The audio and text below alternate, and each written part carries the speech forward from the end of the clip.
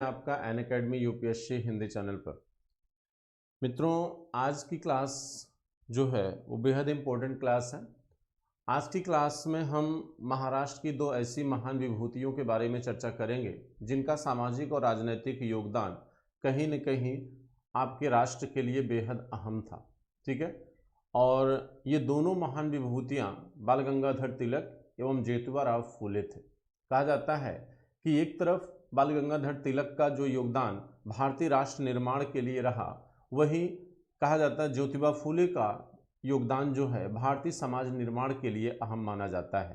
तो दोनों का योगदान जो है कहीं न कहीं भारत से जुड़ा हुआ है, और आज की क्लास में हम इन दो महान विभूतियों के बारे में चर्चा करेंगे। और हमारे जितने भी विद्यार्थी हैं वो कहीं न कहीं इनसे बहुत सारी चीज़ों को सीख सकते हैं, अपने लाइफ में उन चीज़ों को कहीं इम्प्लीमेंट कर सकते हैं, या अपने स्टडी लाइफ में इनका उपयोग किया जा सकता है एज अ मोटिवेशन के रूप में या किसी अन्य रूप में। ठीक है, तो चलिए हमारी क्लास आज की कंटिन्यू होती है। हम पहले शुरुआत करते हैं बाल गंगाधर तिलक से। बाल गंगाधर तिलक के बाद हम बात करेंगे ज्योतिबा राव फूले के ऊपर। ठीक है, और उनकी पत्नी सावित्रीबाई फूले, दोनों की चर्चा हम करेंगे क्योंकि दोनों आपके एग्जाम के पॉइंट ऑफ व्यू से इंपॉर्टेंट है। तो चलिए सबसे पहले बाल गंगाधर तिलक की चर्चा करते हैं। बाल गंगाधर तिलक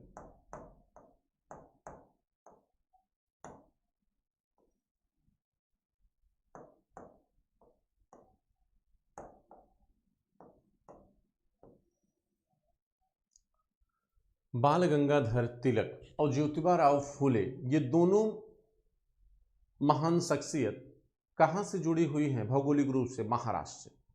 कहा जाता है कि बाल गंगाधर तिलक का जन्म 23 जुलाई 1856 को महाराष्ट्र के रत्नागिरी के चिखली नामक ग्राम के एक ब्राह्मण परिवार में हुआ था। ठीक है, इनका परिवार एक मध्यम वर्गीय ब्राह्मण परिवार था।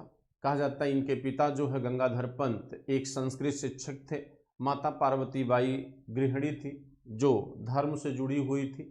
तो भारतीय धर्म का प्रभाव इनकी माँ से कहीं न कहीं बाल गंगाधर तिलक पर भी दिखाई देता है। ठीक, क्योंकि आप जानते हैं कि पहली शिक्षा किसी बालक की कौन हो, माने शिक्षिका पहली कौन होती? माँ होती उसकी। तो माँ का प्रभाव बालक पर कहीं न कहीं पिता से क्या होता? अधिक होता है। तो वो धार्मिक प्रभाव जो इनकी माँ पार्वतीबाई से बाल गंगाधर तिलक को मिला, वह इनके राजनीतिक जीवन में भी हमें देखने को मिलेगा। ठीक है, तो सबसे पहले हम इनकी बात कर लेते हैं, थोड़े से इनकी बेसिक परिचय की बात करते हैं। तो इनका जन्म जो है, जन्म 23 जुलाई 1856 23 जुलाई 1856 को हुआ। जन्म स्थान इनका है, जन्म स्थान महाराष्ट्र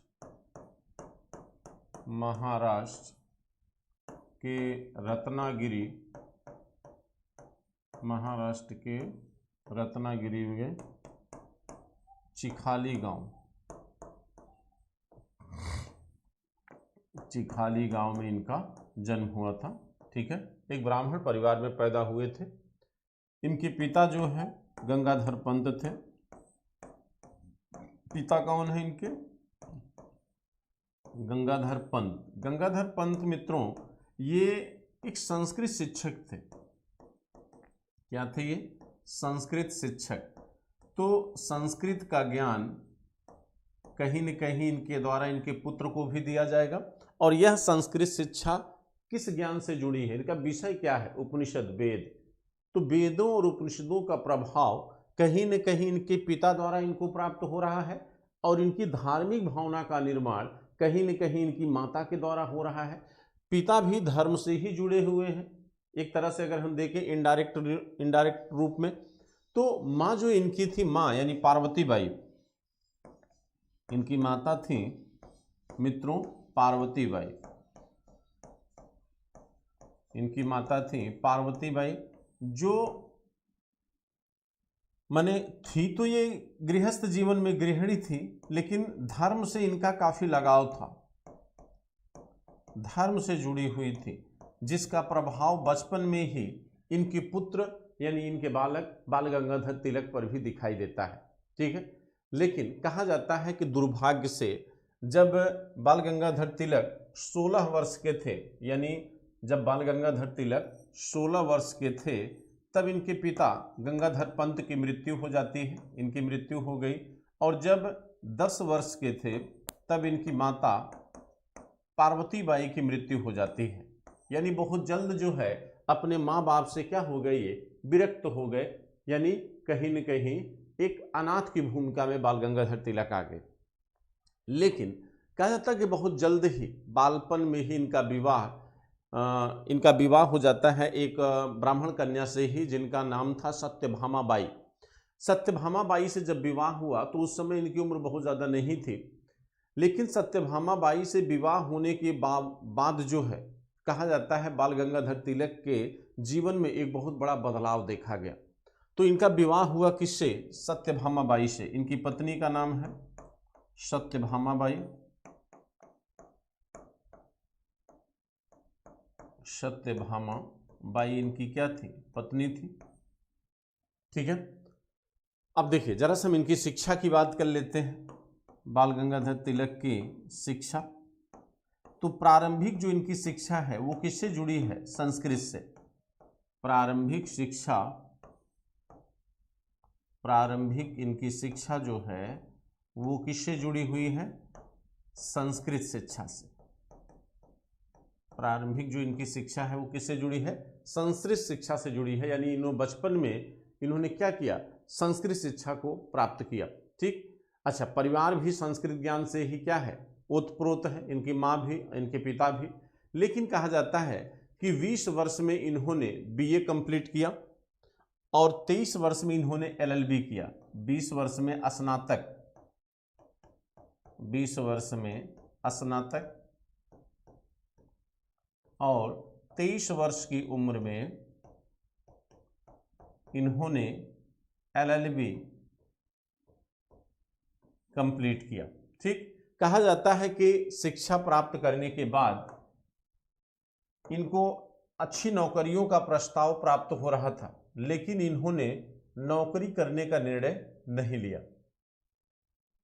कहा जाता है कि जब ये स्नातक किए तभी से इनको कई तरह के प्रपोजल माने नौकरी के लिए आ रहे थे, लेकिन बाल गंगाधर तिलक का जो उद्देश्य था वो कहीं न कहीं शिक्षा प्राप्ति के बाद क्या था? बदल चुका था। अब इनका जो उद्देश्य था वो भारतीय राजनीति की तरफ मुड़ चुका था और यहीं से कहा जाता है कि इनके जीवन में बदलाव दिखाई देना शुरू होता है। यद्यपि 15 वर्ष की उम्र में इनका विवाह हो गया था सत्यभामा बाई से, लेकिन इसके बाद से ही इनका राजनीतिक जीवन क्या होता है? प्रारंभ होता है। इनके 2 बड़े खास मित्र थे जिनका नाम आप जानते हैं, आगरकर और केलकर। कहा जाता है कि वेदांग ज्योतिष का ज्ञान जब इन्होंने आगरकर के साथ ही प्राप्त किया था, लेकिन उसके बाद इन्होंने ये तय किया कि हमें भारत में एक परिवर्तन लाना है। तो परिवर्तन किस तरीके से आएगा? कहा जाता है बाल गंगाधर तिलक जब भारतीय राजनीति में कदम रखते हैं, और भारतीय राजनीति में इन्होंने कदम कब रखा? 1890 में ये कांग्रेस से क्या हुआ? जुड़े। 1890 में बाल गंगाधर तिलक किससे जुड़ गए? कांग्रेस से जुड़े। लेकिन कहा जाता है कि कांग्रेस में हमेशा विचारधारा को लेकर बाल गंगाधर तिलक का कांग्रेस के जो गणमान्य नेता थे, जिनको आप उदारवादी कहते हो, लिबरल कहते हो, उनसे हमेशा इनका विचार क्या रहता था? भिन्न रहता था। तो विचारों के आधार पर हम अंतर की बात करेंगे, लेकिन पहले हम थोड़ा सा सामाजिक योगदान इनका देख लेते हैं बाल गंगाधर तिलक का।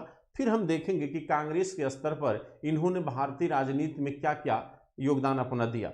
तो पहले हम एजुकेशन के स्तर पर इनका योगदान देखते हैं। कहा जाता है कि बाल गंगाधर तिलक का ये मानना था कि अगर हिंदुस्तान में राष्ट्रवाद को मजबूत करना है, यानी राष्ट्रीय एकता की भावना को मजबूत करना है, तो उसके लिए सबसे जरूरी है कि युवाओं को या भारतीय समाज को राजनीति के प्रति जो है क्या किया जाए? जागरूक किया जाए, प्रेरित किया जाए।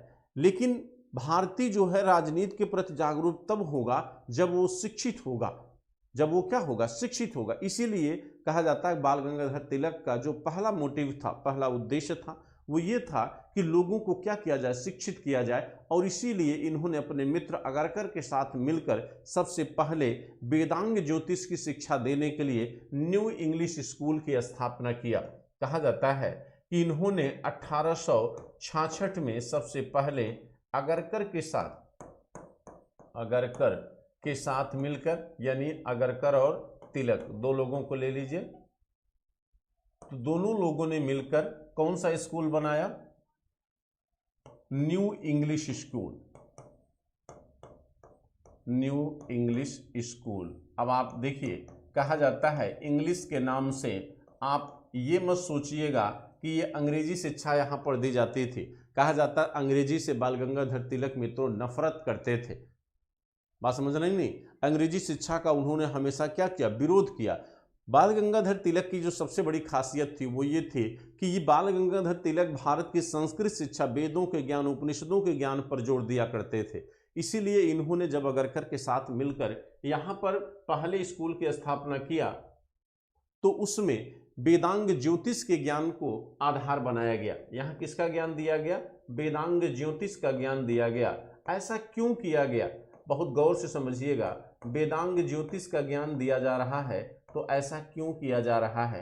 वेदांग ज्योतिष का ज्ञान अगर बच्चा अगर कोई वेदांग ज्योतिष का ज्ञान प्राप्त करेगा तो उसे अपनी प्राचीन संस्कृतियों का ज्ञान होगा, और प्राचीन संस्कृतियों का संबंध किससे है, इतिहास से है। तो बाल गंगाधर तिलक जो है ऐतिहासिक ज्ञान पर क्या करते थे, जोर देते थे, यानी इतिहास के अध्ययन पर भी जोर देते थे। और इस तरह जब आप प्राचीन संस्कृतियों का अध्ययन करेंगे तो आपको पता चलेगा कि आप एक ऐसी प्रगतिशील संस्कृति का नेतृत्व करते हैं जहां पर समाज में हर तरह की माने कोई बुराई व्याप्त नहीं थी। ठीक है, तो लेकिन हालांकि बाल गंगाधर तिलक समाज सुधार के भी समर्थक थे, लेकिन समाज सुधार से पहले ये राजनीतिक जागरूकता यानी राष्ट्रीयता की भावना को उचित मानते थे। इनका मानना था कि समाज सुधार एक लंबी प्रक्रिया है, ये इतने जल्दी संभव नहीं हो सकती, लेकिन ये अगर एजुकेशन दे दिया जाए, लोगों को शिक्षित कर दिया जाए और शिक्षित करने के बाद राजनीतिक जागरूकता लोगों में ला दिया जाए तो सामाजिक सुधार की प्रक्रिया ऑटोमेटिक क्या हो जाएगी, आसान हो जाएगी। ठीक है, ये हमेशा समाज सुधार के समर्थक तो रहे, लेकिन वह समाज सुधार अपनों के द्वारा अपनों के लिए होना चाहिए। जैसे आप देखते हैं एज कंसेंट बिल जब आया 1891 में, तो वहां बाल गंगाधर तिलक ने उसका विरोध किया था। विरोध करने का यह कारण नहीं था कि वहां पर लड़कियों की उम्र बढ़ाकर 10 से 12 कर दी गई विवाह के। वहां विरोध का कारण बाल गंगाधर तिलक का सिर्फ इतना सा था कि भाई अगर हमें बाल विवाह को समाप्त करना है तो ये हमारी समस्या है, इसे हम दूर करेंगे। अंग्रेज कौन होते हैं दूर करने वाले, बात समझ रहे हैं नहीं। तो लेकिन किसी भी, चाहे वो राष्ट्रवाद को बढ़ावा देना हो, चाहे समाज सुधार की बात हो, बाल गंगाधर तिलक ने दोनों चीजों के लिए शिक्षा को सबसे अधिक क्या किया, महत्व दिया। ठीक है, और इसीलिए इन्होंने शिक्षा को बढ़ावा देने के लिए न्यू इंग्लिश स्कूल की क्या किया, स्थापना किया। इसके बाद कहा जाता है कि इनका विचार था कि शिक्षा देने के साथ साथ लोगों को राजनीतिक रूप से जागरूक करना भी क्या है, जरूरी है। तो राजनीतिक रूप से जागरूकता दो आधार पर आ सकती है, या हम अपनी बात को आप तक पहुंचाने की कोशिश करें, उसके लिए एक संगठन की जरूरत होगी, या समाचार पत्र पत्रिकाओं की आवश्यकता होगी। क्योंकि जब तक हम अपनी विचारों को आप तक पहुंचाएंगे नहीं, तब तक हम आपको प्रभावित नहीं कर सकते। तो बाल गंगाधर तिलक ने यहाँ पर कहा जाता है कि 2 समाचार पत्रों का प्रकाशन शुरू किया, जिसका नाम क्या था, मराठा और केसरी। जिसका नाम क्या है, मराठा और केसरी।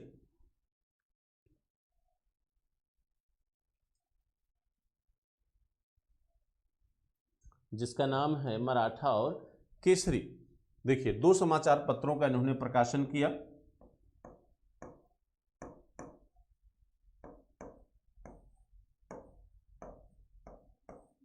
दो समाचार पत्र, एक मराठा किस भाषा में है, ये अंग्रेजी में था। मराठा किस भाषा में है, अंग्रेजी में है। और इसके बाद केसरी आपका जो है मराठी में था। ये किस भाषा में था, मराठी में। कहा जाता है कि इसी केसरी नामक ग्रंथ में, इसी केसरी समाचार पत्र में बाल गंगाधर तिलक ने एक लेख लिखा था और कहते हैं कि जब इन्होंने इस लेख को लिखा तो इस लेख में भारत की दुर्दशा का उत्तरदायी बाल गंगाधर तिलक ने ब्रिटिश सत्ता को ठहराया था। यानी इस भारत की दुर्दशा का उत्तरदायी तिलक ने किसको माना? ब्रिटिश सत्ता को माना। ठीक है, ब्रिटिश सत्ता को उन्होंने उत्तरदायी स्वीकार किया। ठीक है, तो यहां पर जो है कहा जाता है कि जब ब्रिटिश सत्ता को इन्होंने उत्तरदायी माना तो ब्रिटिश सरकार ने इसके बदले इनको क्या किया? जेल भेज दिया। और जेल जाने वाले तिलक पत्रकारिता के लिए जेल जाने वाले पहले व्यक्ति थे। ठीक है, तो ये एक प्रश्न आपके यहाँ बनता है। और किस समाचार पत्र में इन्होंने छापा था? केसरी समाचार पत्र में। तो कहा जाता है इसमें जब इन्होंने भारत दुर्दशा के नाम से एक लेख लिखा तो उस लेख में भारतीय दुर्दशा का उत्तरदायी किसको ठहराया? इन्होंने अंग्रेजों को ठहराया, जिसकी वजह से ब्रिटिश सरकार ने इनको क्या किया? देशद्रोह के आरोप में जेल में डाल दिया। और किसी भी पत्रकारिता के लिए जेल जाने वाले बाल गंगाधर तिलक क्या थे? पहले व्यक्ति थे। ठीक, चलिए इसके बाद कहा जाता है कि 1884 में बाल गंगाधर तिलक ने दक्कन एजुकेशन सोसाइटी की स्थापना किया। 1884 में दक्कन एजुकेशन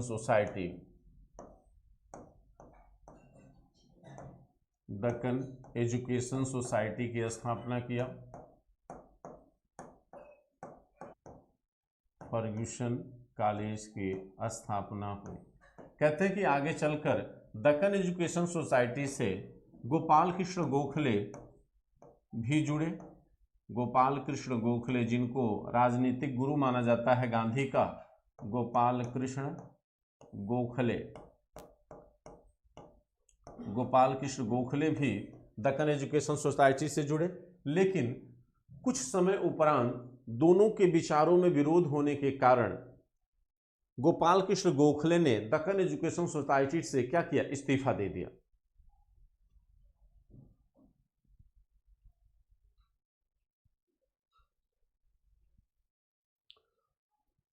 नमस्कार मित्रों, थोड़ी सी टेक्निकल प्रॉब्लम की वजह से क्लास रुक गई थी और मुझे उम्मीद है कि आजकल में आपकी समस्या दूर हो जाएगी। फिर इस तरह की जो प्रॉब्लम बीच में इधर आई है लाइट को लेकर या किसी भी तरह से, उस तरह की दिक्कतें नहीं होंगी। ठीक है,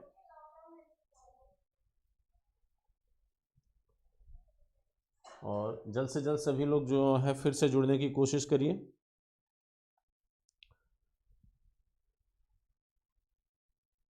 चलिए सभी लोग जुड़ जाइए फटाफट।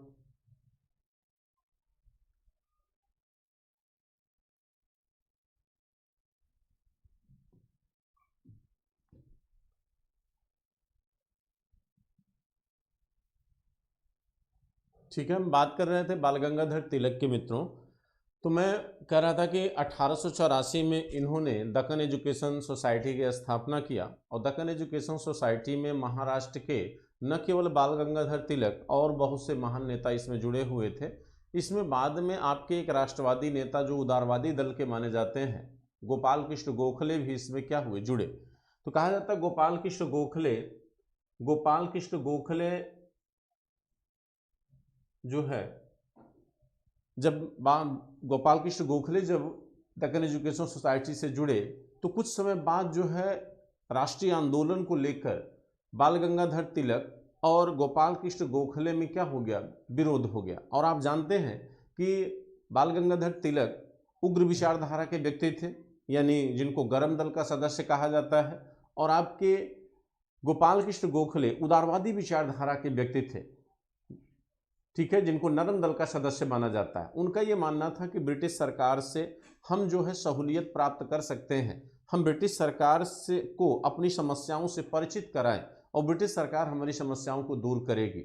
और उन्होंने एक निश्चित पैटर्न के तहत अपनी बातों को रखने का निश्चय लिया था। जबकि बाल गंगाधर तिलक का ये मानना था कि नहीं, देश हमारा है, समस्याएं हमारी हैं, हमें ब्रिटिश सरकार से एक कहते ना कि एक प्रगतिशील आंदोलन चलाकर ब्रिटिश सरकार पर दबाव बनाना चाहिए, जिसको आप उग्रवादी विचारधारा मानते हैं। उग्रवादी विचारधारा का मानना यह था कि हमें एक प्रगतिशील आंदोलन, एक त्वरित आंदोलन चलाकर ब्रिटिश सरकार पर दबाव बनाना चाहिए और हमें अपनी मांगों को स्वीकार करवाना चाहिए ब्रिटिश सरकार से। जबकि नरेंद्र दल जस्ट इसके क्या था, अपोजिट था, और इन्हीं विचारधाराओं को लेकर आपका बाल गंगाधर तिलक और गोपाल कृष्ण गोखले के बीच क्या हो जाता है, विरोध उत्पन्न हो जाता है। लेकिन कहा जाता है कि दोनों कांग्रेस के सदस्य बने रहे, दोनों कांग्रेस से जुड़े रहे। आगे चलकर बाल गंगाधर तिलक ने महाराष्ट्र में शिक्षा के प्रसार के लिए 1885 में फर्गुसन कॉलेज की इन्होंने स्थापना किया। 1885 में फर्गुसन कॉलेज की स्थापना किया। फर्गुसन कॉलेज की स्थापना किया। ठीक है। अब देखिए, कहा जाता है कि ये वो दौर है जब आपके भारत में समाज सुधार आंदोलन भी चल रहा था। आपके राजा राम मोहन राय ने जिस विचारधारा को बंगाल में जन्म दिया, वह विचारधारा वर्तमान में पूरे हिंदुस्तान में प्रसारित हो चुकी थी। समाज सुधार भी अपना एक राष्ट्रीय स्वरूप ग्रहण कर चुका था और ईश्वरचंद विद्यासागर, केशव चंद्र सेन, दयानंद सरस्वती या विवेकानंद जैसे लोग समाज सुधार को पूरी तरह से समर्थन दे रहे थे। और यही वो समय है, कहा जाता है, जब ब्रिटिश सरकार ने 1891 में ब्रिटिश सरकार ने एक बिल पास किया जिसे कहा जाता है एज कंसेंट बिल पास किया। इस एज कंसेंट बिल के द्वारा ब्रिटिश सरकार ने बाल विवाह को प्रतिबंधित करने के लिए लड़कियों के विवाह की उम्र 10 वर्ष से बढ़ाकर कर दिया। कितने वर्ष? 12 वर्ष। कहा जाता है कि यहाँ पर बाल गंगाधर तिलक ने क्या किया? विरोध किया। यहाँ पर बाल गंगाधर तिलक ने विरोध किया इस एज कंसेंट बिल का। तो विरोध करने का कारण ये नहीं था कि वो बाल विवाह के समर्थक थे। बाल विवाह के समर्थक ये भी नहीं थे मित्रों। इनका भी ये मानना था कि नहीं, बाल विवाह एक सामाजिक बुराई है, इसे दूर होना चाहिए। लेकिन इनका ये मानना था कि सामाजिक बुराइयां जो भी विद्यमान हैं वो हमारे समाज का अंग है, हमें खुद उनको दूर करने का प्रयास करना चाहिए। ब्रिटिश सत्ता इसमें क्यों इंटरफियर कर रही है? वो ब्रिटिश सत्ता के हस्तक्षेप को किसी स्तर पर स्वीकार करने के लिए तैयार नहीं थे। उनका ये मानना था कि राष्ट्र हमारा है, हमारी ये समस्याएं हैं, हम इन समस्याओं को दूर करने की कोशिश करेंगे। ब्रिटिश सरकार इनको क्यों माने, ब्रिटिश सरकार का हस्तक्षेप इसमें नहीं होना चाहिए। इसी वजह से उन्होंने यहाँ पर क्या किया? विरोध किया। तो कहा जाता है कि बाल गंगाधर तिलक समाज सुधार के साथ साथ इस समय उनका जो मूल मोटिव था वो ये था कि किस तरह से भारत में राष्ट्रवादी विचारधारा को मजबूत किया जाए और राष्ट्रवादी विचारधारा को मजबूत करके ब्रिटिश सरकार पर दबाव डाला जाए। ठीक। और कहा जाता है कि हमेशा से बाल गंगाधर तिलक जो है अपनी स्वाधीनता के क्या थे? समर्थक थे। और इन्होंने एक नारा दिया था जो आगे चलकर बड़ा फेमस हुआ, जिसे आप कहते हैं स्वराज्य मेरा जन्मसिद्ध अधिकार है। ये नारा, ये भाषण उन्होंने काकावतिस्ता से लिया था। काकावतिस्ता से इन्होंने ये भाषण दिया था, स्वराज्य मेरा जन्मसिद्ध अधिकार है। ये किसका भाषण था? बाल गंगाधर तिलक का। स्वराज्य मेरा जन्मसिद्ध अधिकार है। स्वराज्य मेरा जन्मसिद्ध अधिकार है। ठीक है, स्वराज्य मेरा जन्मसिद्ध अधिकार है। ये भाषण दिया था किसने? ये स्लोगन है किसका? बाल गंगाधर तिलक का। और ये स्लोगन उन्होंने कहाँ से लिया था? काकावतिस्ता से लिया था। कहा जाता है कि स्वराज्य की प्राप्ति कैसे? स्वराज्य की प्राप्ति कैसे? देखिए, स्वराज्य शब्द की जब बात आती है तो स्वराज्य शब्द का उपयोग सबसे पहले दयानंद सरस्वती ने किया है। ठीक। और स्वराज्य की मांग किसने किया है? बाल गंगाधर तिलक ने किया है। तो कहा जाता है कि बाल गंगाधर तिलक ने इस स्वराज्य की प्राप्ति के लिए, राष्ट्रवादी भावना को मजबूत करने के लिए इन्होंने कहीं न कहीं हिंदू परंपराओं को उसका आधार बनाया। ठीक। और इन्होंने क्या किया कि इसके लिए क्या होना चाहिए? राष्ट्रीयता मजबूत होनी चाहिए। और राष्ट्रीयता मजबूत कब होगी? राष्ट्रीयता मजबूत तब होगी जब हम अपनी हिंदू मान्यताओं को उसका आधार बनाएंगे। तो हिंदू मान्यताओं को आधार क्यों बना रहे? क्योंकि हिंदू समुदाय और समाज भी कई वर्गों और संप्रदायों में क्या था? बटा हुआ था। तो पहले जरूरी ये था कि हिंदू समुदाय को एक किया जाए। ठीक। तो यहाँ पर बाल गंगाधर तिलक ने क्या किया कि राष्ट्रीयता को, हिंदू राष्ट्रीयता को मजबूत करने के लिए इन्होंने 1893 में गणेश उत्सव और 1895 में इन्होंने शिवाजी महोत्सव मनाने का निर्णय लिया। शिवाजी महोत्सव मनाने का निर्णय लिया। अब देखिए, कहा जाता है यहाँ पर भाई बाल गंगाधर तिलक का यह योगदान हम भूल नहीं सकते, ये बड़ा अहम योगदान रहा, जहाँ पर उन्होंने शिवाजी को या गणेश उत्सव को, इन हिंदू मान्यताओं और परंपराओं को उपयोग किया हिंदुओं को एक करने के लिए, ठीक, यानी इनको स्लोगन के रूप में उपयोग किया। लेकिन मित्रों, यहाँ पर हमारे इन राष्ट्रीय नेताओं से थोड़ी एक भूल भी हुई। भूल वह किस संदर्भ में? कहा जाता है कि अगर हिंदुस्तान की इस राष्ट्रीयता को मजबूत करने के लिए अगर हम बीच में जो आपका मुस्लिम दौर बीता था, यानी जो सल्तनत काल और मुगल काल का जो दौर बीता, अगर हम इस सल्तनत काल और मुगल काल की भी कुछ प्रगतिशील विचारधाराओं को अपनाने का प्रयास किए होते, या मुसलमानों की कुछ प्रगतिशील यानी अच्छी बातों को हमने यहाँ पर भी स्लोगन बनाया होता, तो शायद जो मुसलमान हमसे धीरे धीरे कट रहा था, जो मुसलमान हमसे धीरे धीरे अलग हो रहा था, वह अलगाव क्या होता? कमजोर पड़ जाता। और सांप्रदायिकता की जो भावना धीरे धीरे पनप रही थी, वह सांप्रदायिकता की भावना भी क्या होती? कमजोर होती। लेकिन ये एक राष्ट्रीय नेताओं का एक, इसको आप भूल कहिए या राष्ट्रीय नेताओं की गलती कहिए, कहा जाता है कि अगर भारत के हिंदू राष्ट्रीय नेताओं ने इस्लाम की प्रगतिशील विचारधाराओं को भी राष्ट्रीयता को बढ़ावा देने का एक अगर माध्यम बनाया होता, तो शायद जो हमारी राष्ट्रीयता उभर कर सामने आती, उसमें हिंदू मुसलमान दोनों शामिल होते। लेकिन दुर्भाग्य से हमने ऐसा नहीं किया। हम अपनी राष्ट्रीयता को मजबूत करने के लिए केवल हिंदू प्रतीकों का उपयोग किए, जिसकी वजह से वो कहीं न कहीं हिंदू राष्ट्रीयता के रूप में उभर कर आई और आने वाले समय में हिंदुस्तान के विभाजन का एक हल्का सा कारण भी बने। तो यहां पर बाल गंगाधर तिलक ने कहीं न कहीं राष्ट्रीयता को मजबूत करने के लिए इन स्लोगनों का उपयोग किया। कहा जाता है इसी समय, देखिए इसी समय 1897 में पूना में प्लेग फैला हुआ था। पूना में प्लेग फैला हुआ था। इस प्लेग में आपको याद होगा, कहा जाता है सावित्री बाई फुले, जो ज्योतिबाई बाई फुले की पत्नी थी, उन्होंने इस प्लेग में बहुत बड़े स्तर पर अपना योगदान दिया था और दुर्भाग्य से इसी प्लेग में उनको भी प्लेग हुआ था, जिसकी वजह से उनकी मृत्यु हो गई थी। कहा जाता है यहाँ पर ब्रिटिश सरकार ने इस प्लेग के नाम पर जब यहाँ पर जांच हुआ, तो बहुत सारे अमानवीय कृत्य हिंदुस्तानियों के साथ ब्रिटिश सरकार ने किया था, जिसको लेकर कहीं न कहीं भारतीयों में एक रोष था। बाल गंगाधर तिलक को भी इस बात की बेहद तकलीफ थी। तो यहाँ के जो अधिकारी थे, उनकी जब चापेकर बंधुओं ने हत्या कर दिया, जिसमें रैंड और एनहस्ट जो है 2 अधिकारी थे, जिनकी चापेकर बंधुओं ने 1897 में हत्या कर दिया, जो यहाँ पर भारतीयों के साथ अमानवीय कृत्य किए थे इस प्लेग घटना में। तो वहाँ पर अपनी पत्रकारिता के माध्यम से इन्होंने क्या किया? समर्थन दिया बाल गंगाधर तिलक ने, जिसकी वजह से इनको क्या किया? जेल जाना पड़ा। तो बाल गंगाधर तिलक जो है, वैसे तो कई बार जेल गए, लेकिन लंबे दौर के लिए 3 बार मुख्य रूप से जेल गए हैं, ठीक है। तो उसमें यहाँ पर रैंड और एमहर्स्ट की हत्या पर भी बाल गंगाधर तिलक को जेल भेजा गया था, ठीक है। तो इसे पूना प्लेग कांड के नाम से जाना जाता है। तो यहाँ पर भी बाल गंगाधर तिलक को जेल जाना पड़ा। अब देखिए, कहा जाता है कि इस समय कांग्रेस में विचारधारा को लेकर धीरे धीरे एक संघर्ष पैदा हो रहा था, ठीक है। कहा जाता है कि कांग्रेस में इस समय 2 तरह की विचारधाराएं पनप रही थी। कांग्रेस में इस समय 2 तरह की विचारधाराएं पनप रही थी मित्रों। कांग्रेस में 2 तरह की विचारधाराएं पनप रही थी। एक नरम दल था, जो उदारवादी विचारधारा का नेतृत्व कर रहा था। उदारवादी विचारधारा का नेतृत्व कर रहा था। उदारवादी विचारधारा का नेतृत्व कर रहा था। और इसमें सदस्य के तौर पर आपके फिरोज शाह मेहता,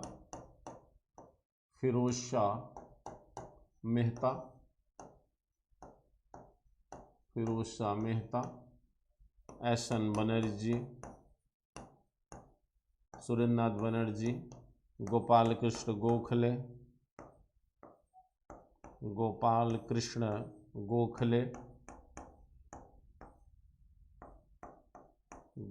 कृष्ण गोखले और दादा भाई नौरोजी, ये नरम दल के सदस्य माने जाते थे। ठीक है, grand old man of India किसको कहा जाता है? दादा भाई नौरोजी को कहा जाता है। ठीक है, अब देखिए दूसरा आपका है गरम दल। दूसरा आपका गरम दल है। गरम दल जो है ये उग्रवादी विचारधारा का नेतृत्व करता है। ये जो है उग्रवादी विचारधारा का नेतृत्व करता है। ये उग्रवादी विचारधारा का नेतृत्व करता है और इसमें सदस्य के तौर पर कौन कौन थे? लाल बाल पाल यानी लाला लाजपत राय, लाला लाजपत राय, बाल गंगाधर तिलक,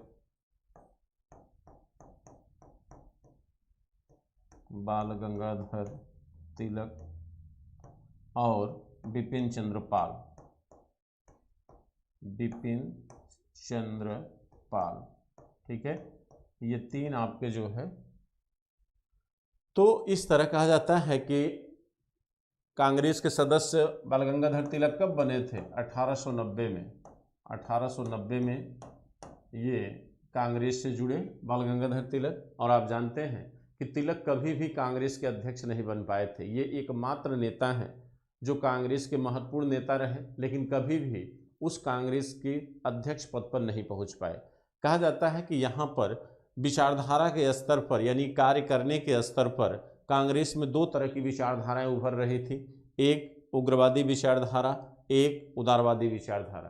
ठीक, लेकिन कहा जाता है इस विचारधारा को लेकर 1907 में इसका कांग्रेस क्या है, दो भागों में बट जाती है। सूरत अधिवेशन में, सूरत अधिवेशन में कांग्रेस जो है दो भागों में क्या हुई? विभाजित हो गई। ठीक, यहाँ अध्यक्ष थे कौन? रास बिहारी घोष। रास बिहारी घोष की अध्यक्षता को लेकर, रास बिहारी घोष की अध्यक्षता को लेकर यहाँ पर कहा जाता है कि कांग्रेस दो खंडों में क्या हो गई? विभाजित हो गई। तो दो खंडों में जब कांग्रेस बट गई, हालांकि सूरत अधिवेशन के पहले अध्यक्ष प्रस्तावित थे लाला लाजपत राय, लेकिन लाला लाजपत राय नहीं आ पाए तो अध्यक्ष रास बिहारी घोष बने, जिसका गरम दल के लोगों ने विरोध कर दिया। और जब इनका विरोध हुआ तो इसके उपरांत जो है अध्यक्ष कौन बने? दादा भाई नौरोजी बने थे। तो यहाँ पर कांग्रेस दो भागों में क्या हो जाती? विखंडित हो जाती है। और इसके बाद जो है ब्रिटिश सरकार 1908 के आसपास बाल गंगाधर तिलक को जेल में डाल देती है। तो क्यों डालती है? इसलिए क्योंकि ब्रिटिश सरकार को अगर इस समय समस्या थी तो वो गरम दल के लोगों से थी, क्योंकि गरम दल के लोग ज़्यादा समस्या उत्पन्न कर रहे थे ब्रिटिश सरकार के लिए।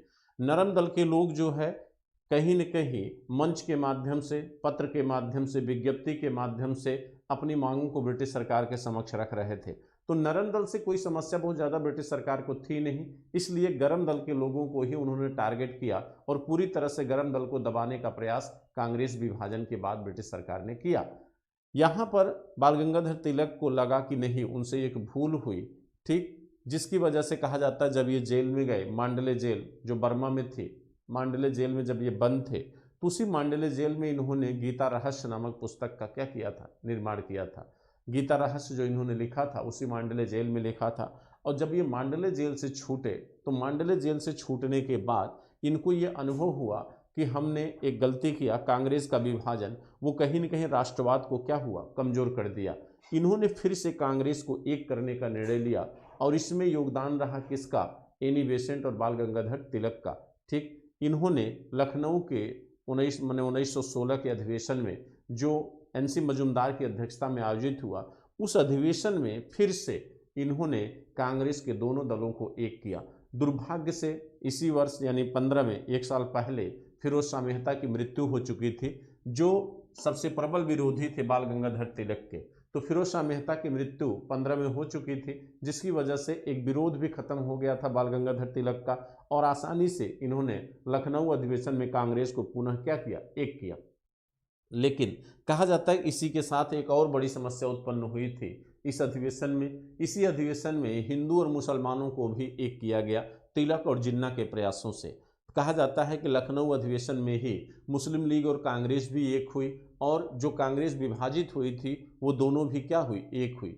लेकिन कहा जाता है कि यहाँ पर हमें अगर देखें तो कहीं न कहीं राष्ट्रीय आंदोलन मजबूत होता हुआ दिखाई देता है, क्योंकि हिंदू और मुसलमान भी एक हुए और कांग्रेस भी एक हुई। लेकिन दुर्भाग्य इस बात का था कि इस अधिवेशन में मुस्लिम लीग के पृथक निर्वाचन के अधिकार को कांग्रेस ने क्या किया, स्वीकार कर लिया। ये बहुत बड़ा दुर्भाग्य था और यही वो बीज है जो आगे चलकर हिंदुस्तान के विभाजन का कारण बना, क्योंकि कांग्रेस अगर यहाँ पर मुस्लिम लीग के पृथक निर्वाचन को अनुमति न दी होती तो आगे चलकर मुस्लिम लीग एक अलग राष्ट्र की मांग न कर पाती।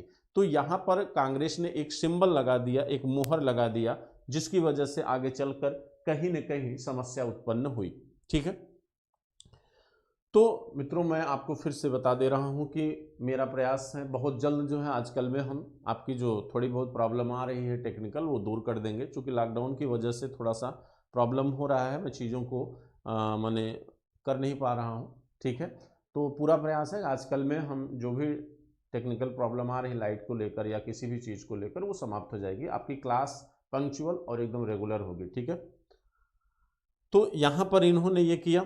ठीक, अब देखिए कहा जाता है कि यहीं पर इसी समय बाल गंगाधर तिलक इसी 1916 के दौर में बाल गंगाधर तिलक ने एक आंदोलन चलाया जिसे होम रूल आंदोलन कहा जाता है। ये आंदोलन उन्होंने क्यों चलाया, उसके पीछे एक कारण था। कारण ये था कि एक तो एनी बेसेंट जुड़ी हुई थी होम रूल आंदोलन से और बाल गंगाधर तिलक भी होम रूल आंदोलन से जुड़े हुए थे। सामान्य रूप से अगर हम देखें तो कहा जाता है कि बाल गंगाधर तिलक ने जिस होम रूल आंदोलन का नेतृत्व किया वह होम रूल महाराष्ट्र के बंबई, मध्य प्रदेश, कर्नाटक, बरार इन क्षेत्रों में चलाया गया। ठीक है, और यह इसलिए चलाया गया क्योंकि इस समय कांग्रेस एक तरह से निरुद्देश्य हो गई थी, उसके सामने कोई उद्देश्य नहीं दिख रहा था। और एनी बेसेंट ने होम रूल इसलिए चलाया क्योंकि एनी बेसेंट मूलतः कहाँ की थी, आयरलैंड की। एनी बेसेंट कहाँ की थी मित्रों, आयरलैंड की। एनी बेसेंट ये मूल रूप से कहाँ की थी, ये आयरलैंड की थी। ये मूल रूप से आयरलैंड की थी। ठीक है, तो आयरलैंड जो है ये किसके अधीन था, यूके के, यूनाइटेड किंगडम के। यूके के अधीन आयरलैंड जो है एक स्वायत्त राज्य था। ये कैसा राज्य है, स्वायत्त राज्य। स्वायत्त राज्य को ही इंग्लिश में क्या कहते हैं, डोमिनियन स्टेट। इसे इंग्लिश में हम क्या कहते हैं, डोमिनियन स्टेट कहते हैं। डोमिनियन स्टेट का मतलब क्या होता है, डोमिनियन स्टेट का मतलब होता है वह स्टेट, वह राष्ट्र जिसके पास सारे अधिकार हों, यानी वित्त भी हो, वित्तीय अधिकार भी हो, रक्षा का अधिकार भी हो, राजनैतिक अधिकार भी हो, सारे अधिकार हो सिवाय किसके, वैदेशिक अधिकार के। यानी वह राष्ट्र अपने वैदेशिक मामलों में निर्णय लेने के लिए स्वतंत्र ना हो। ठीक है, और इसी को सॉवरेंटी कहते हैं, संप्रभुता। संप्रभु राष्ट्र मित्रों उसे कहा जाता है जिसके पास जो है अपने आंतरिक और बाह्य मामलों में निर्णय लेने की स्वतंत्रता हो, तभी आप एक संप्रभु राष्ट्र कहे जा सकते हैं, यानी सॉवरेंटी होना मस्ट होता है। तो डोमिनियन स्टेट के पास क्या नहीं होता है, तो वह होता है सॉवरेंटी का न होना, यानी वैदेशिक मामलों पर पूरी तरह अपना अधिकार न होना। और वही कंडीशन आयरलैंड की थी, किसके अधीन, यूके के अधीन। तो एनी बेसेंट को लगा, जब ये हिंदुस्तान आई तो एनी बेसेंट को लगा कि अगर हम भारत को भी इस तरह के अधिकार ब्रिटिश सरकार से दिलवा दें तो कहीं न कहीं भारत की जो गरीबी बेरोजगारी की जो समस्या है इस पर नियंत्रण किया जा सकता है। और इसीलिए एनी बेसेंट ने होम रूल आंदोलन को छेड़ने का निर्णय लिया। लेकिन बाल गंगाधर तिलक ने जो होम रूल आंदोलन छेड़ा उसके पीछे दो कारण थे। एक कारण तो एनी बेसेंट का ही उद्देश्य था, दूसरा कारण यह था कि कांग्रेस के विभाजन होने के बाद 1907 के बाद चूंकि जो युवावादी, जो जनमत कांग्रेस से जुड़ा हुआ था, जो इन गर्म दल के लोगों के साथ जो युवा वर्ग जुड़ा हुआ था, उग्रवादी विचारधारा का जुड़ा हुआ था, वो निरुद्देश्य हो गया था, उसके पास कोई लक्ष्य नहीं था। तो ऐसी युवा आबादी को फिर से जोड़ने के लिए एक प्रगतिशील आंदोलन की जरूरत थी, जिसकी वजह से तिलक ने इस आंदोलन को क्या किया, चलाने का निर्णय लिया। और यहाँ पर दो उद्देश्य और दो तरह से काम कर रहे थे बाल गंगाधर तिलक। एक, ज़्यादा से ज़्यादा जनमत को जोड़ रहे थे फिर से, दूसरा डोमिनियन स्टेट की मांग कर रहे थे, क्योंकि ये समय भी उचित था। क्योंकि एक तरफ विश्व युद्ध चल रहा था जिसकी वजह से महंगाई बढ़ रही थी, भारत भी विश्व युद्ध में शामिल था और यहाँ पर जनता में एक रोष भी पैदा हो रहा था ब्रिटिश सरकार के विरुद्ध। उसका फायदा कहीं न कहीं इस वर्ग या लोगों ने लेने का प्रयास किया। ओवरऑल अगर हम देखें तो हालांकि कहा जाता है कि होम रूल आंदोलन अपने लक्ष्य को प्राप्त करने में सफल नहीं रहा, लेकिन सफलता का तात्पर्य यहाँ डोमिनियन स्टेट से नहीं है मित्रों। सफलता का तात्पर्य है कि हम इस आंदोलन के द्वारा लोगों में कितना राजनीतिक जागरूकता ला सके, कितना लोगों को हम राष्ट्र के प्रति जो है जागरूक कर सके, राष्ट्रीय भावना को कितना मजबूत कर सके, कितना ज़्यादा से ज़्यादा लोगों तक कांग्रेस के दायरे को विस्तारित कर सके। ये सारे अचीवमेंट थे इस होम रूल आंदोलन के। क्योंकि अगर होम रूल आंदोलन इतना प्रगतिशील और इतना बड़ा जनमत तैयार न की होती तो आने वाले समय में गांधी ने जो असहयोग आंदोलन खड़ा किया 1920 में, वह इतना बड़ा आंदोलन न होता और आप उसे जन आंदोलन न कहते। ठीक, तो इनके योगदान को हम भूल नहीं सकते। ये बहुत बड़ा योगदान था बाल गंगाधर तिलक का। ठीक है, कहा जाता है इसी समय बाल गंगाधर तिलक को वैलेंटाइन सिरोल ने भारतीय अशांति का जनक कहा था। ठीक है, इंडियन अर्नेस्ट नामक पत्रिका में उन्होंने भारतीय अशांति का जनक, देखिए वैलेंटाइन सिरोल, वैलेंटाइन सिरोल ने तिलक को क्या कहा? भारतीय अशांति का जनक, भारतीय अशांति का जनक,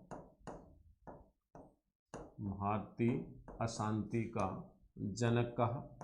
देखिए एक चीज ध्यान देना मित्रों, यह कहा है उन्होंने किस में? इंडियन अर्नेस्ट नामक पुस्तक में। इंडियन अर्नेस्ट, इंडियन अर्नेस्ट नामक पुस्तक में इन्होंने कहा है भारतीय अशांति का जनक। कहा जाता है कि जब वैलेंटाइन सिरोल ने इन्हें भारतीय शांति का जनक कहा तो बाल गंगाधर तिलक इनके विरुद्ध मुकदमा लड़ने के लिए चले गए कहाँ? विदेश। जिसकी वजह से इनका जो गर्मपंथी आंदोलन था वो धीरे धीरे क्या हो गया? कमजोर हो गया। ठीक है, लेकिन इसके साथ साथ कई अन्य लोगों ने भी बाल गंगाधर तिलक को कई नामों से संबोधित किया है। कहा जाता है कि महात्मा गांधी भी तिलक से बेहद प्रभावित थे। महात्मा गांधी ने बाल गंगाधर तिलक को आधुनिक भारत का पिता कहा था। इनको गांधी ने क्या कहा था? गांधी ने तिलक को आधुनिक भारत का पिता, आधुनिक भारत का पिता कहा था। आधुनिक भारत का पिता कहा। ठीक, और इसके साथ साथ पंडित नेहरू, पंडित जवाहरलाल नेहरू ने क्या कहा था? पंडित जवाहरलाल, पंडित जवाहरलाल नेहरू ने इनको क्या कहा? पंडित जवाहरलाल नेहरू ने इन्हें भारतीय क्रांति का जनक कहा। भारतीय क्रांति का जनक कहा। भारतीय क्रांति का जनक कहा। तो ये दोनों, ये स्टेटमेंट आप जरूर याद रखिएगा, पूछा जा सकता है। ठीक है, ये स्टेटमेंट आप लोग नोट कर लीजिए, ये आपके एग्जाम में पूछा जा सकता है मित्रों।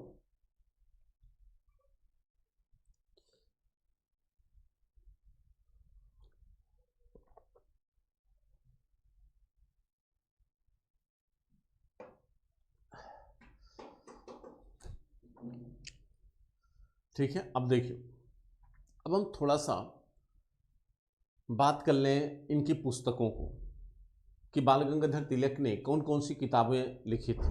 तो सबसे इनकी जो पहली किताब थी जिसका नाम था द ओरियन, उसको हिंदी में कहते हैं वेद काल का निर्णय। ठीक है, इनकी किताबों के नाम नोट कर लीजिए। बुक्स,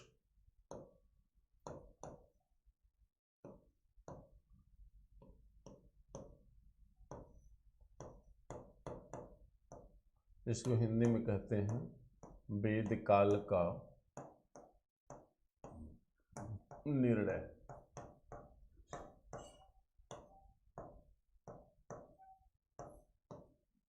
दूसरी है गीता रहस्य। दूसरी, और ये किताब जो है उन्होंने कहाँ लिखा था? उन्होंने जेल में लिखा था गीता रहस्य को। तो ये ध्यान रखिएगा, ये मांडले जेल में लिखी गई उनकी पुस्तक है। और इसी से जुड़ी हुई एक दूसरी इनकी किताब है, आर्यों का मूल निवास स्थान। तीसरी जो किताब है इनकी, ये दो हो गई, तीसरी आर्यों का मूल निवास स्थान, आर्यों का मूल निवास स्थान। और आप जानते हैं कि इन्होंने आर्यों के आगमन को आर्कटिक क्षेत्र से माना है, आर्कटिक क्षेत्र से माना। इनका मानना था कि आर्य कहाँ से आए थे, आर्य आपके आर्कटिक क्षेत्र से आए थे, उत्तरी ध्रुव के क्षेत्र से आए थे। ठीक है, इसी पुस्तक में इन्होंने ये बताने की कोशिश किया है। इसके बाद इनकी लास्ट किताब थी वैदिक क्रोनोलॉजी, इनकी लास्ट पुस्तक है वैदिक क्रोनोलॉजी, वैदिक क्रोनोलॉजी एवं वेदांग ज्योतिष, वैदिक क्रोनोलॉजी एवं वेदांग ज्योतिष, एवं वेदांग ज्योतिष। ठीक है, ये इनकी किताब हो गई। अब हम बात करेंगे बाल गंगाधर तिलक के विचारधारा की, कि इनकी जो है धार्मिक विचारधारा क्या थी बाल गंगाधर तिलक के। और सबसे बड़ी बात, इनकी किताबों को देखकर इनके राजनीतिक जीवन में अगर हम देखें तो कहीं न कहीं धार्मिक चिन्हों का उपयोग इन्होंने बार बार किया है। तो आज हम आपको ये बताना चाहते हैं कि इनका धार्मिक विचार क्या था, ये किस तरह के धार्मिक विचार से क्या थे, प्रभावित थे। तो चलिए देखते हैं कि बाल गंगाधर तिलक की धार्मिक विचारधारा क्या थी। ठीक है, देखिए कहा जाता है कि बाल गंगाधर तिलक की धार्मिक विचारधारा में सबसे बड़ी बात इनका ये कहना था,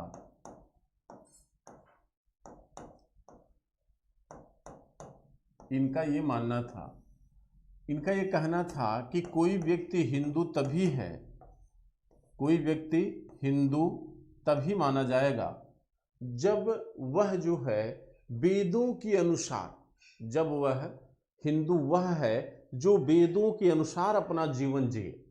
यानी इनके अकॉर्डिंग कहने का मतलब ये है कि हिंदू उसी को माना जाएगा जो वेदों के अनुसार अपना जीवन जिए। ठीक, यानी हिंदू परंपराओं का अनुसरण करे, वैदिक शिक्षा को अर्जित करे, वही इनके लिए क्या होगा, हिंदू होगा। तो कहने का मतलब हिंदू वह है जो वेदों के अनुसार अपना जीवन जिए, हिंदू वह है जो वेदों के अनुसार, जो वेदों के अनुसार अपना जीवन जिए, जो वेदों के अनुसार अपना जीवन जिए। हिंदू वह है जो वेदों के अनुसार अपना जीवन जिए। ठीक, यानी वेद में दी गई मान्यताओं का अनुसरण करे, वैदिक शिक्षा को ग्रहित करे, वही क्या होगा, हिंदू होगा। ठीक है, दूसरी बात, हिंदू मान्यताओं के अनुसार इनका अवतारवाद में विश्वास था। अवतारवाद को बाल गंगाधर तिलक क्या करते थे, मानते थे। अवतारवाद में इनका विश्वास था और कहा जाता है कि भगवान कृष्ण के अवतार को ये मानते थे। ठीक है, और गीता रहस्य जो इन्होंने किताब लिखी, उस पुस्तक में इन्होंने इस बात को दिखाने का भी प्रयास किया है कि भगवान कृष्ण का अवतार हुआ था और उनके द्वारा जो उपदेश दिए गए थे वो क्या थे, सच थे।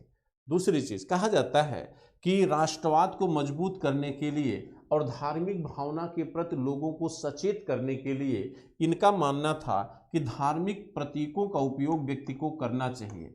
धार्मिक प्रतीकों का उपयोग, धार्मिक प्रतीकों का उपयोग, जैसे धार्मिक प्रतीकों का उपयोग, इनका कहना था कि व्यक्ति को अपने धार्मिक भावनाओं के प्रति एकाग्रता लाने के लिए धार्मिक प्रतीकों का उपयोग करना चाहिए। जैसे आप मंदिर जाते हो, मंदिर जाते हो ना, सपोज करो आप सोमवार को व्रत रहते हो, तो धार्मिक मान्यताओं के अनुसार आप व्रत रहते हो ना, तो जब सोमवार आएगा तो वह सोमवार आपको अपने धर्म के प्रति क्या करता, सचेत करता है। आप अगर टीका लगाते हो रोज, तो वह टीका आपको अपनी धार्मिक मान्यताओं के प्रति क्या करता है, एकाग्र करता है।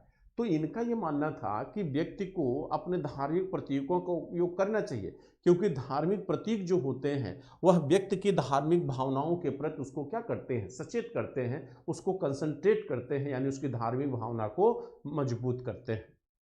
ये इनका मानना था। दूसरा, इनका कहना था कि धार्मिक ग्रंथ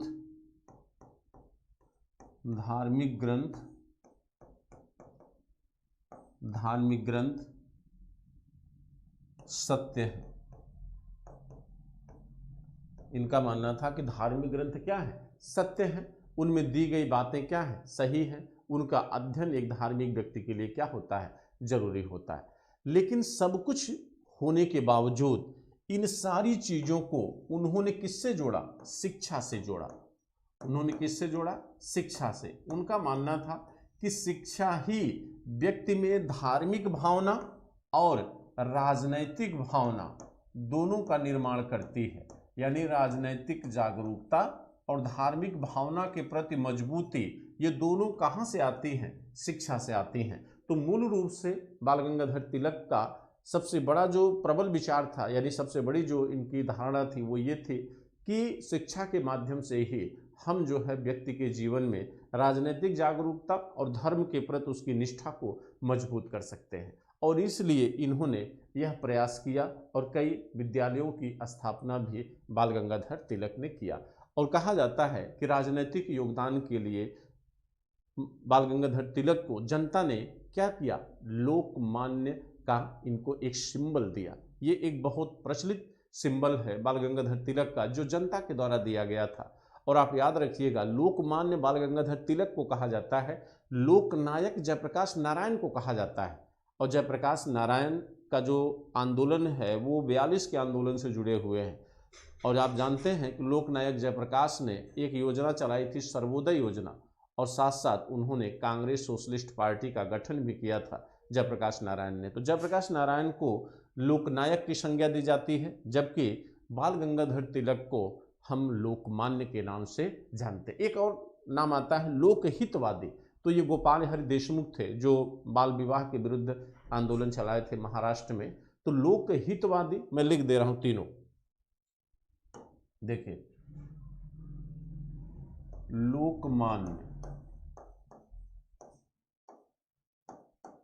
लोकमान्य, ये बाल गंगाधर तिलक के लिए है। बाल गंगाधर के लिए है। लोकनायक ये जयप्रकाश नारायण के लिए है। जयप्रकाश नारायण, और आप जानते हैं कि ये वही जयप्रकाश नारायण हैं जिन्होंने एक राष्ट्र एक पार्टी का स्लोगन दिया था। ठीक है। इसके बाद लोकहितवादी,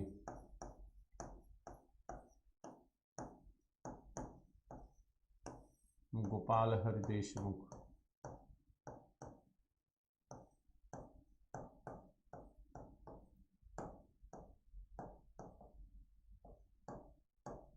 ठीक, ये तीनों आप नोट कर सकते हैं। ठीक। अब देखिए, कहा जाता है कि जब ये मुकदमा लड़ने बाल गंगाधर तिलक ब्रिटेन चले गए तो वहाँ पर ये बीमार भी पड़ गए थे। और 1920 का जो अमृतसर अधिवेशन होना था, उस अधिवेशन में भाग लेने के लिए वहाँ से क्या आए? वापस आए। लेकिन दुर्भाग्य से कहा जाता है कि अधिवेशन में ये पार्टिसिपेट नहीं कर पाए। ठीक है, सॉरी, पार्टिसिपेट शायद किए थे अमृतसर अधिवेशन में। लेकिन उसी के बाद बाल गंगाधर तिलक की 1 अगस्त 1920 को मृत्यु हो जाती है। 1 अगस्त 1920 को इनकी क्या हो जाती है? मृत्यु हो जाती है बाल गंगाधर तिलक की। और इनके नाम से गांधी ने तिलक फंड बनाया था 1 करोड़ का असहयोग आंदोलन के दौरान। ठीक। और जानते हैं कि जनता ने तिलक के नाम पर पहले दिन ही उस लक्ष्य को पूरा कर दिया था, जिससे ये पता चलता है कि तिलक का भारतीय समाज में उस समय क्या स्थान था।